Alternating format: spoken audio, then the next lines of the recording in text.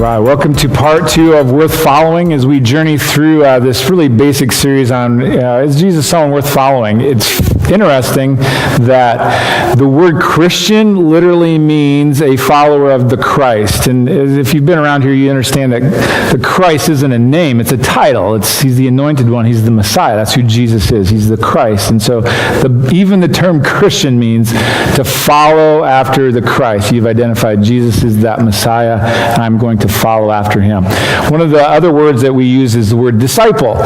In the early educational model in Jesus' day for the Jewish people was they would have a rabbi who was called the teacher, and he would select men to be his disciples, and then they would follow him. And it's really unique. They would literally live life together, and they would take notes, and they would see why their rabbi would walk where he would walk, and why he would go to the market and buy this food or do this. They really wanted and desired to be like their rabbi, and so they would follow very closely.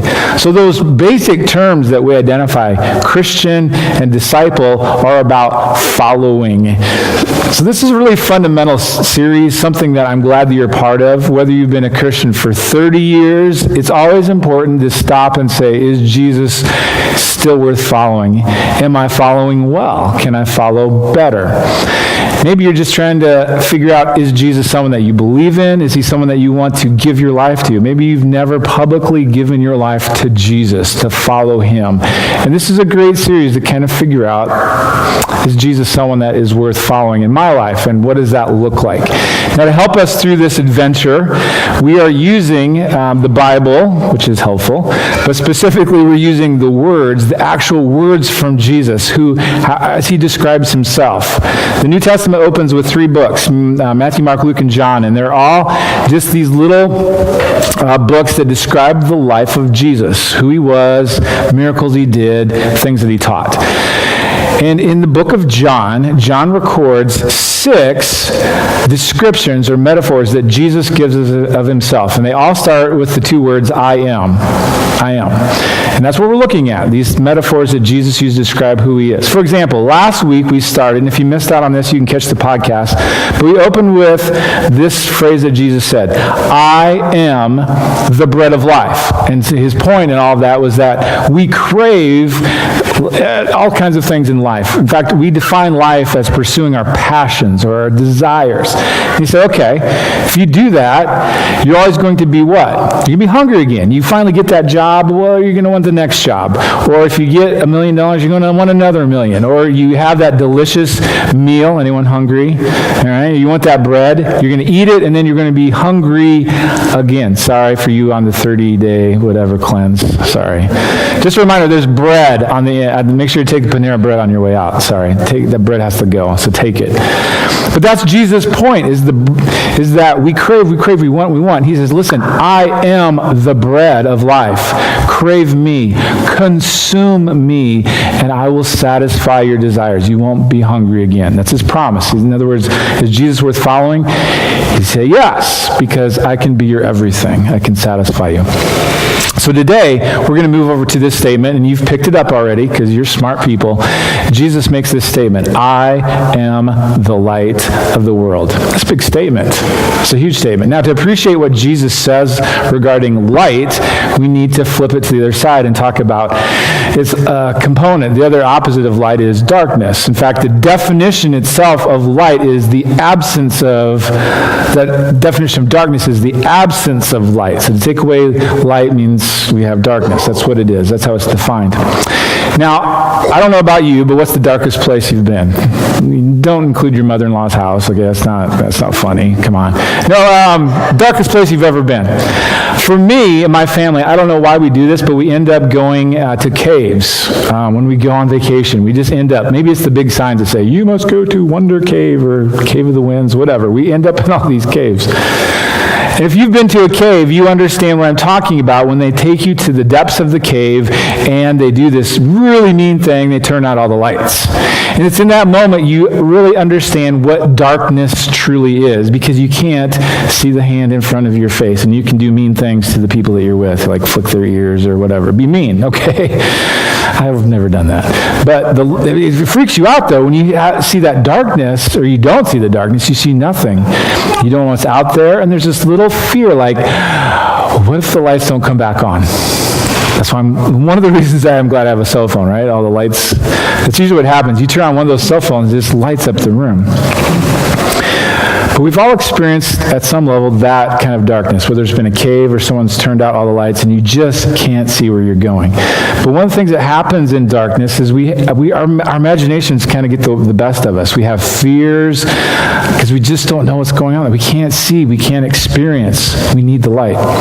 So as many of you know, we take the youth group camping every summer. We go to NYR out in Colorado. And this happened a couple years ago. We were out camping, and typically in the middle of the night in Colorado, when you're up on a mountain about 9,000 feet, it's pretty bright. The stars are out, and they're just really crystal clear, and the moon can be amazing. On this particular night, it was kind of overcast, and it was at that period right before the sun comes up, about 4 a.m. You know, they say it's darkest before the dawn. It was about that time period, and as most of you old guys know, nature calls about that time period. And so I was in my tent all warm and cuddly, you know, in my sleeping bag, and I'm like, I gotta go. And you look around, you weigh the odds. Can I make it in a couple more hours? You know, is it worth it? And don't want to be embarrassed. So, okay, I'm getting out of here. So I head out of my warm sleeping bag and out the tent, and I forgot my flashlight. But I'm like, I think I can make it. I know the path pretty well. So I'm walking down this path, and all of a sudden I hear rustling to my right, and I see this big, dark object, and it's pretty dark. It's pretty dark out, and I can't really see well. And there's this dark object, and my mind plays tricks with me, and I immediately remember that there have been some bears in the area. And this is true. Anyone that's been out there, we know there's been bears. And so I'm like, that's a bear. I'm sure that's a bear. And so my heart starts to beat, and I'm just really slowly walk by it. You know, I don't want to look like I'm a meal. And so I quickly get by. I go down to the porta potty area, and I do my business, and I kind of hang out a little bit longer, hoping that if that is a bear, that it has, you know, gone and looking for someone else to eat. So I'm doing my thing, and I come back out, and I walk back, and it's still there, and I'm freaking out. I'm like, that's a bear. It's just looking at me, and so I don't know what to do except just to quietly walk. You know, they tell you to just stop and play dead. I don't believe them, so I walk quickly by, and I get to my tent, get in, and I quickly zip it up, thankful that Joel is sleeping in front of the door. The bear will eat him first, and I can get away. So I'm in the tent, and it takes me a while just to calm down. It's all good.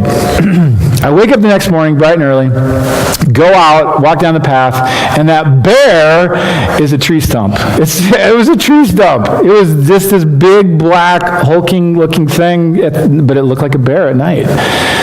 It's just a great reminder about how the darkness obscures what is really there. It hides the truth. We don't know what is there. And yet when the light comes on, everything is exposed, everything is revealed, and we can see clearly what is really there. That's what darkness does. It hides stuff. Now, don't you find it interesting that around the world it's globally acknowledged that if there's something that is evil, something that is immoral, that is sinful, that if it's wrong, it is called darkness? Have you noticed that? It's kind of a global acknowledgement. And so when we look at things like genocide, human trafficking, false imprisonment, some of the atrocities that are done around our world, we read about those and we look at them and we say, boy, that is dark. That's darkness. And we even do that in our own lives as we watch the news and we see some of the horrible things that people do to each other, the abuse, the hurt, the murder that are done. And we watch that and we're like, oh, that is dark. That's evil. That's wrong. And so we even acknowledge that there's a darkness that's more than just physical darkness. There's this evil that can be pervasive within our communities, within our culture. And so darkness is a reality.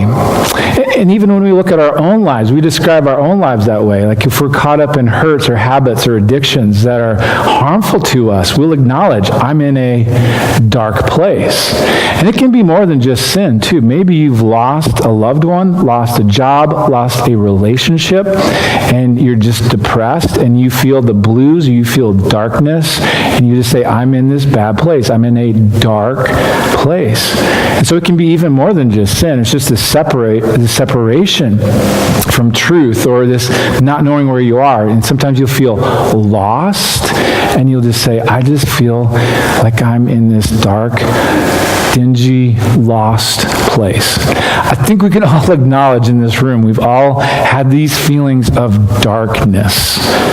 I need you to go and think about those times in those areas. And if you're there now, I'm really glad you're here this morning, because Jesus wants you to know that he is the light of the world, and that wherever you are in your darkness, he wants to come and guide you out of that darkness into light. That is what Jesus wants to do. That's why he's worth following, to find you in your darkness and bring you into the light. So to help us understand what this looks like and what Jesus said, I need you to open your Bibles, if you have them. John chapter 8 is where we're going to be. If you have a Bible app, that's great. You can open that. If you need a Bible, talk to me after the service. I'll get you a Bible. I want you to make sure and read some of these words that Jesus says.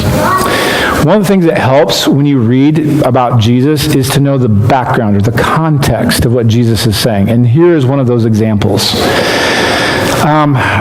There are 3 major holidays that the Jewish people in Jesus' day celebrate. It's kind of like us. We have 3 big holidays. What are our big 3? We have Thanksgiving, we have Christmas, and we have my birthday, which is in a few weeks. Just kidding. But I'll still take a gift.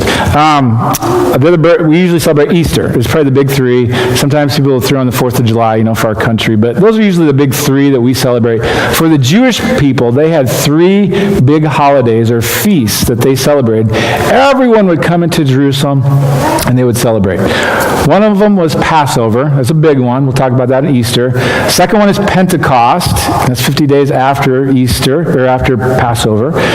And then the third one that we're going to talk about today, that's found in John 7 and 8, the text that we're talking about today, it's the Feast of the Tabernacle, or sometimes it's referred to as the Feast of the Booths, B-O-O-T-S.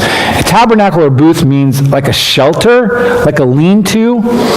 And essentially what they would do in this holiday is they would all come to Jerusalem and they would build tents. That's what it is. It's a tent. Is there a picture of it? Okay. So every single one of these holidays, Passover, Pentecost, and Feast of the Tabernacle, were all based off of the Exodus.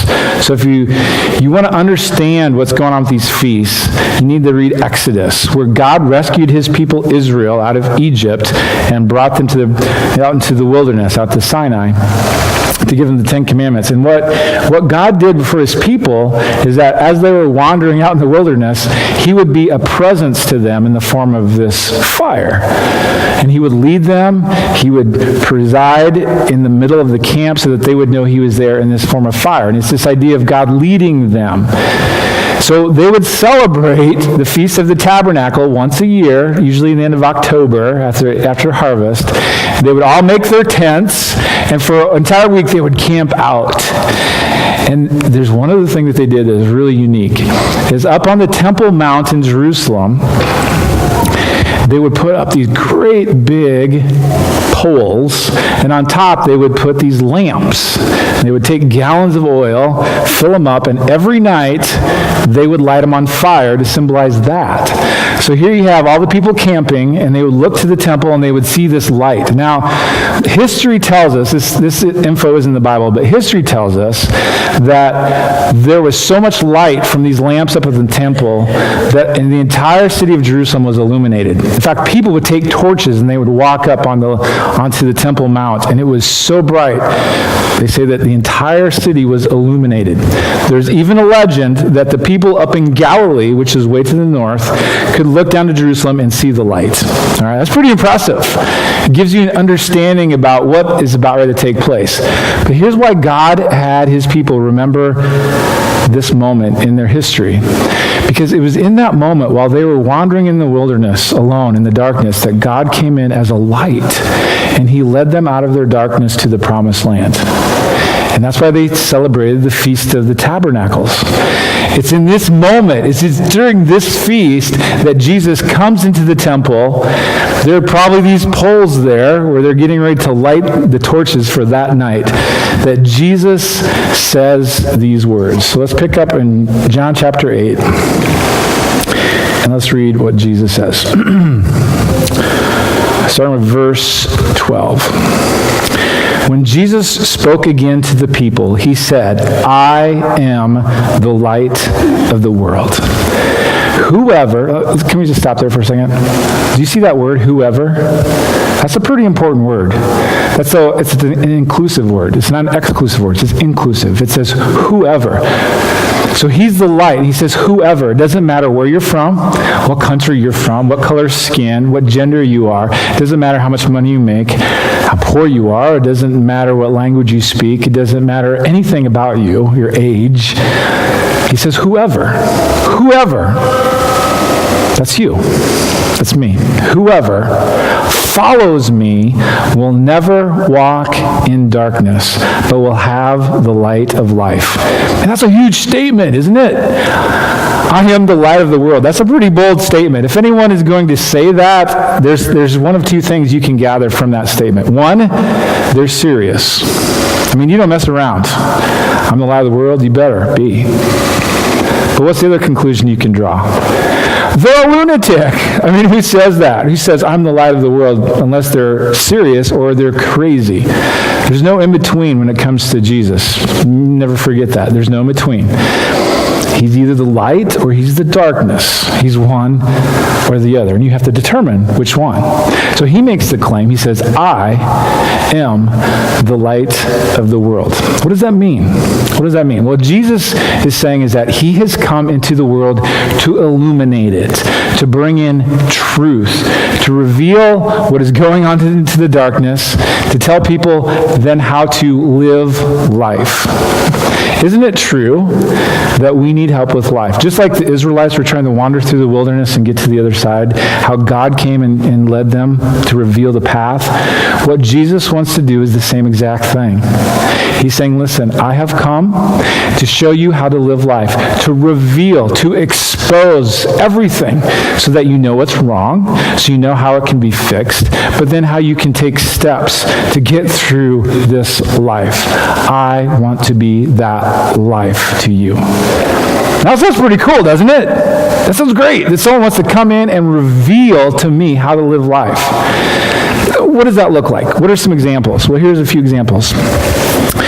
You could look at it this way. Jesus, for example, had this man approach him once and said, Teacher, my brother is keeping all the inheritance for himself. He said, you need to tell him to give me some money. Okay, so that's the problem before Jesus. And you know what Jesus does?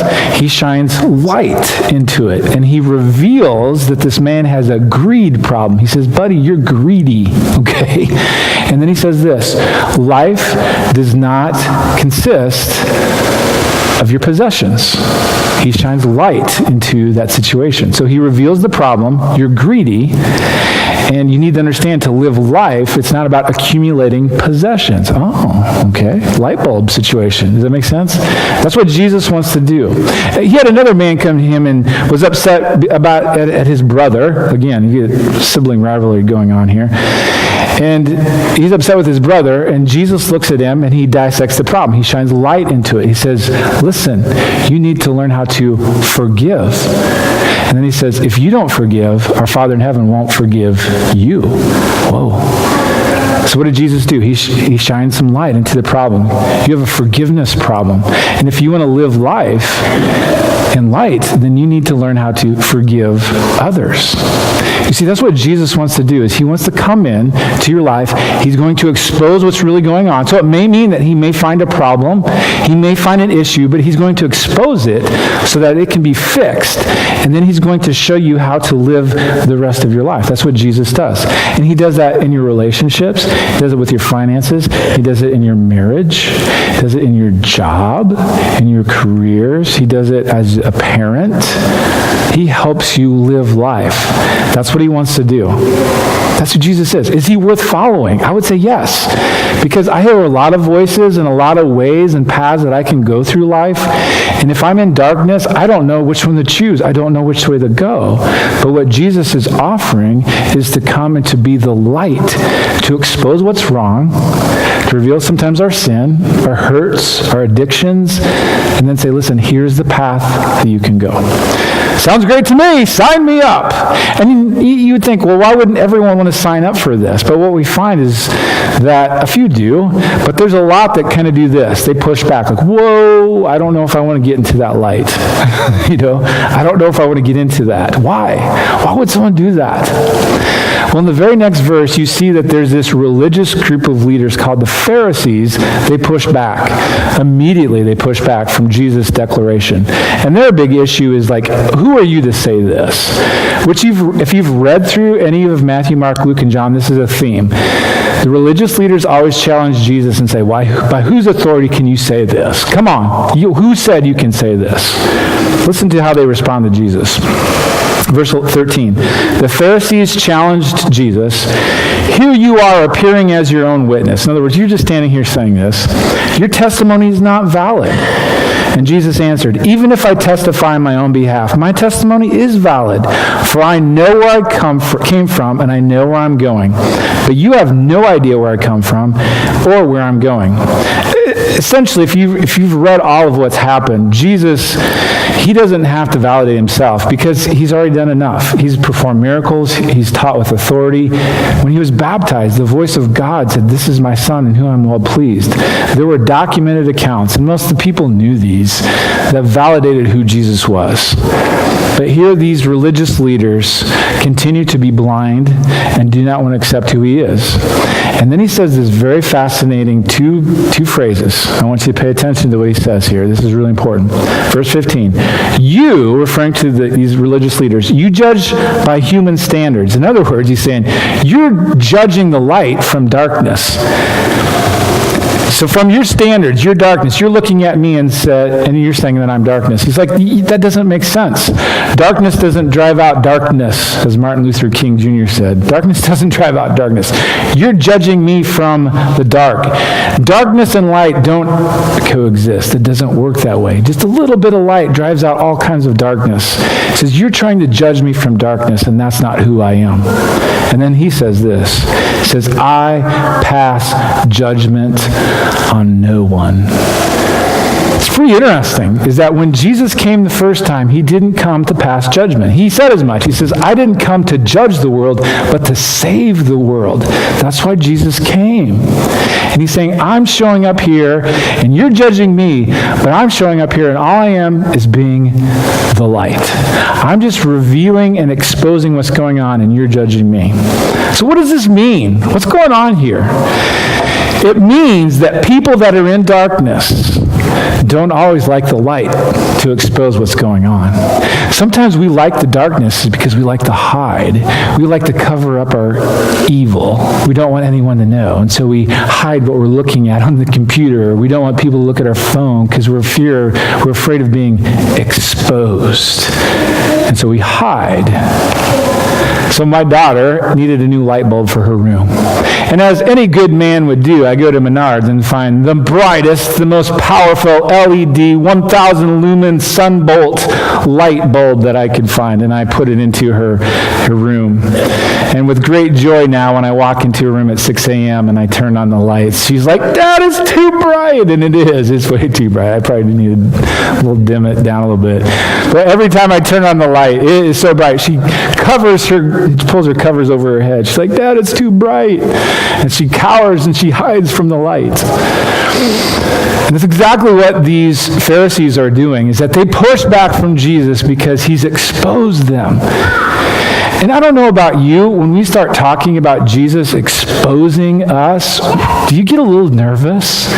You get a little nervous like someone's going to pull back the covers and they're going to shine light and what you're doing in the darkness is going to be revealed? I get nervous. I don't want people to know. I like those skeletons that stay right where they are, back in the closet, in the darkness. In John chapter 3, Jesus said this about the light. Verse 19, he says, this is the verdict. Light has come into the world, referring to himself. But men loved darkness instead of light because their deeds were evil. We want to keep them hidden. Verse 20, everyone who does evil hates the light and will not come into the light for fear, that's the key word, fear, that their deeds will be exposed. I want my bad deeds to stay hidden. I want them to stay in the darkness. But whoever lives by the truth comes into the light, so that it may be seen plainly that what he has done has been done through God. Now that's a really important contrast. We're going to stay in our darkness so we can hide our good deeds. And so when the light shows up, we're going to cower in the corner in fear because we don't want to be exposed. But what he says is, if you would just come into the light, I could heal and I could transform, and then people would see what has been done, and they will say, hey, they didn't clean themselves up, but God did a good work in their life. He healed that addiction. He healed that hurt. It was God who did that, and you can see because it's in the light. Do you see the contrast of what God wants to be, wants to do in your life? But it's that fear. It's that fear. And we all go through it. I know some of you are fearful of saying, okay, I want to go all in and follow Jesus, because you're fearful of what that's going to mean and what that's going to cost. We're fearful of pulling back, the covers and allowing the light to shine in, because we don't know what's going to happen when people see the true us. There's this website. You can actually go and check it out sometime today. It's kind of interesting. It's called The Experience Project. And different people will go on there and they'll put an experience or a question. And then all these people start to describe how they've experienced that event or whatever that was. For example, there are questions like, who do you want to spend time with? What's your favorite pastime? And then people just start listing off all these things. It's a pretty unique website. It's just called The Experience Project. But one person put this question on there, and they said, they wanted people to respond about their experience. And they said, I prefer darkness over light. Okay, I prefer darkness over light. And here's a young lady's response to that statement. And her screen name is Beyond Repair, which really sheds a little light into who she is. But here's how she states how she prefers darkness over light. She says, I prefer darkness over light. The darkness allows me to hide who I am and what I truly feel. In the light, all things have a chance to be revealed, but darkness, it makes it easier to hide. In the dark, you cannot see what's coming next. The darkness is a place where you can lose yourself. Lost in the dark is a great place to be, because there you are free from what you were and can be what you want. Darkness is bliss. Why is darkness bliss? Because you don't have to deal with the truth. Man, I'm a guy, and I admit, I ignore things because I don't want to deal with the truth. If I ignore it, I know it's not there. And that's what darkness does. It gives us a chance to ignore, to put to the side, to not acknowledge the truth. And because of that, we live in shackles, we live in chain, we live in fear. And what Jesus wants to be is he wants to come in and reveal and expose, and he wants to heal. Here's the contrast I want you to get this morning about what I'm talking about. So here's a simple desk lamp. And there's a lot of applications we have for light in our world. We use them everywhere. We have to have them in our homes and crawl spaces, in our cars. We need them. If something breaks down, we need a flashlight.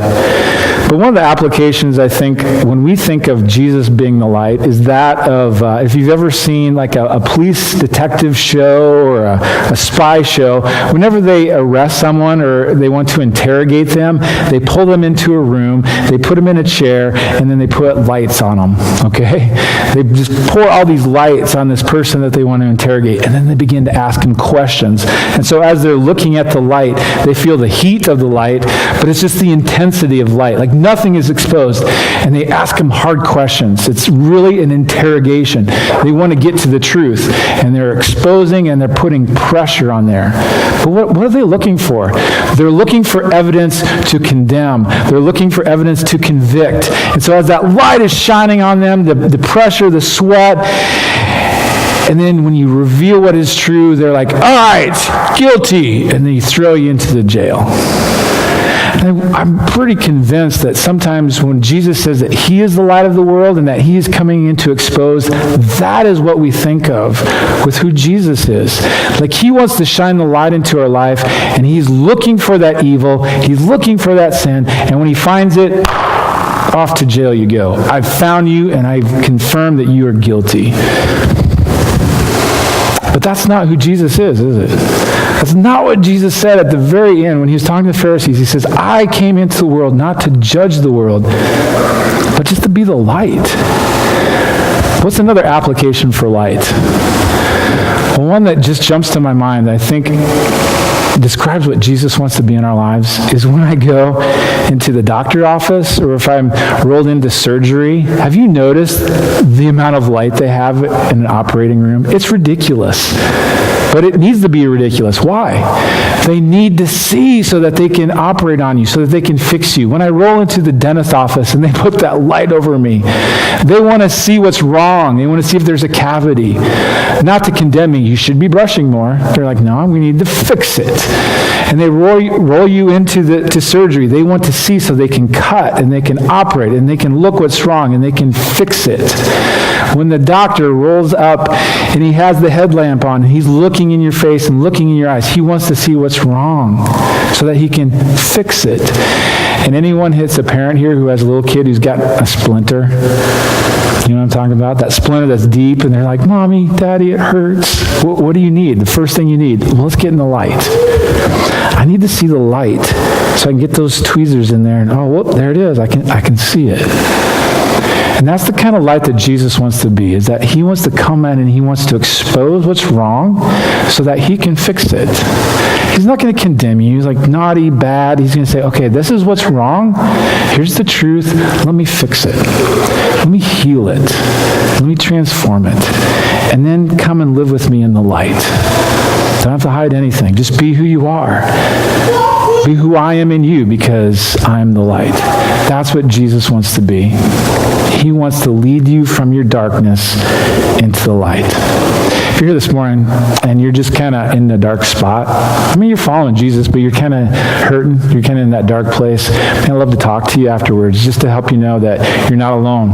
The family of Jesus, we all are children of light. You know that? When you accept Jesus, you bear his light. And we want to encourage you and pray for you and let you know that you're not alone. But maybe you're here and you've never publicly acknowledged that Jesus is who you want to follow. Man, why not today? Why not say, Jesus, I need your light in my life. I need to know what my next step is. I need to know because I'm lost and I need your light in my life. I'd love to talk to you afterwards. Heavenly Father, I just pray over these folks. I appreciate them being here and taking in these words of Jesus. I pray that they would resonate with all of us, no matter where we are in our journey, that we'd see who Jesus is and what he can be in us and for us. And I ask that your Spirit would direct us to take the next steps that we need.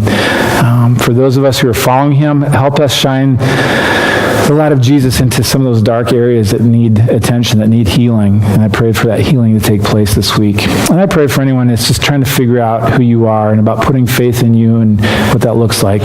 Give them the courage to know that you are light and that we can trust you. And I pray this all in Jesus' great name. Amen.